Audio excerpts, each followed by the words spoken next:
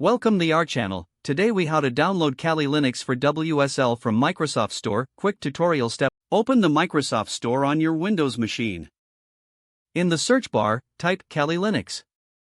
Press enter to initiate the search. Locate Kali Linux in the search results. Click on the Kali Linux entry to open its page. On the Kali Linux page, click the Get button. Wait for the download to complete. Once the download is finished, click Launch to open Kali Linux. Follow the on-screen prompts to set up your Kali Linux environment. You may need to create a new user account. Enter your desired username and password. Once setup is complete, your Kali Linux terminal will be ready to use. You can now start exploring the features of Kali Linux on WSL.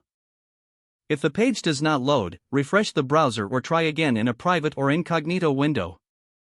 Make sure you are using the correct email address, then retype it carefully to avoid small typos. If your password is not accepted, use the reset option and create a new strong password you can remember. Check your spam folder for verification or security emails, then complete any requested confirmation steps. Enable two-factor authentication if available to improve account security and reduce unauthorized access risk.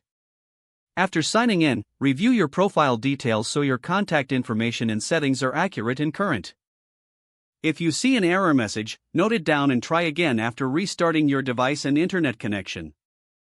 Log out when you finish, especially on shared devices, to keep your account and payment information secure.